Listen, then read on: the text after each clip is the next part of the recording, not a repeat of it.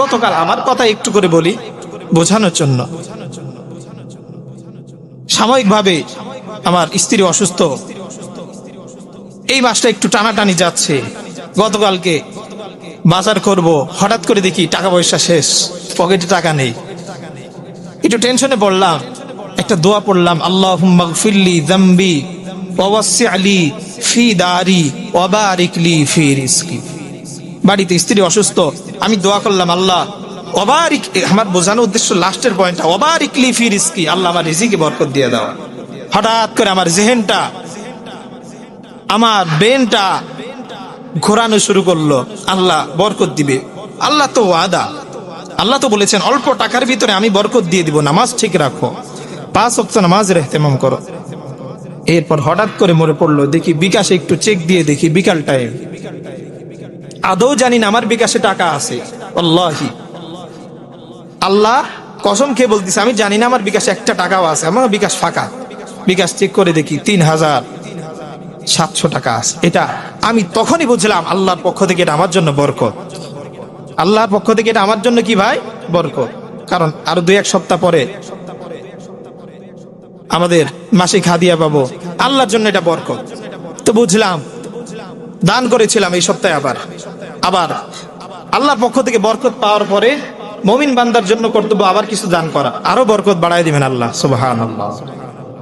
এই জন্য আমি বুঝলাম নামাজ ঠিক রাখলে অবশ্যই আল্লাহর পক্ষ থেকে বরকত পাওয়া যাবে। আল্লাহ জানায় দেয়, ওয়ায়ারযুকুহু মিন হাইসু লা ইয়াহতাসিব।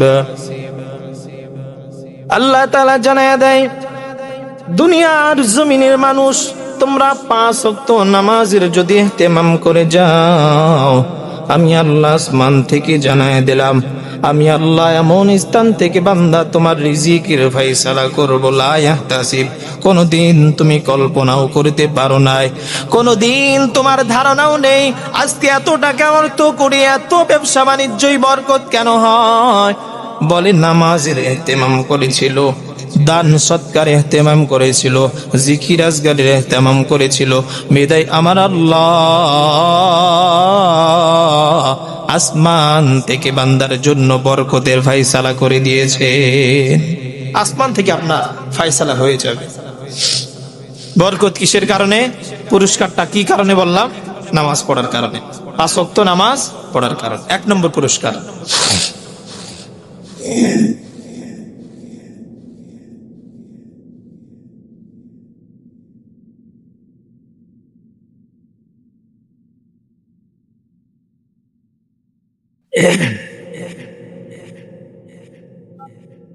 দুই নম্বর পুরস্কার কি বলতেছে? 2 নম্বর পুরস্কার, আল্লাহ তাআলা মৃত্যুর সময় কালিমা নসিব করাবেন। সুবহানাল্লাহ।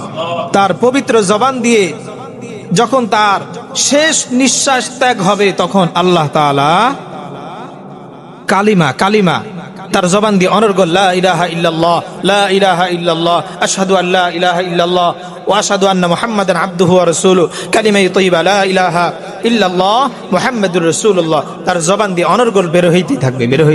সুবহানাল্লাহ।